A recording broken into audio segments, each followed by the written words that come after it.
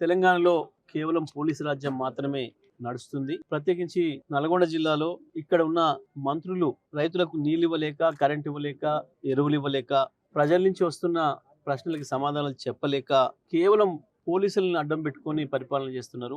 TRS కార్యకర్తల పైన, నాయకుల పైన, సోషల్ మీడియా యాక్టివిస్టుల పైన, ఆఖరికి ఎవరైనా గ్రామంలో యూరియాలో లైన్లో నిలబడ్డ వాళ్ళని చూపిస్తూ ఒక వీడియో పెడితే కూడా పోలీసులను దూలి పిలిపించి అరెస్టులు చేయించి భయపెట్టించి రాజ్యాన్ని నడపాలనుకుంటున్నారు. ఇవాళ మా సూర్యాపేటలో కూడా సీనియర్ నాయకుడు, ఎక్స్ జడ్పీటీసీ, నిన్నటి వరకు కౌన్సిలరు, ఏకగ్రీవ కౌన్సిలర్, ఆయనంత సీనియర్ నాయకుడిని ఎవరో ఒక తాగుబోతు కాంప్లైంట్ ఇచ్చిండని చెప్పి మధ్యరాత్రి వచ్చి 10 మంది పైగా పోలీసులు మధ్యరాత్రి వచ్చి పట్టుకపోయి స్టేషన్లో ఇప్పడానికి పెట్టినారు.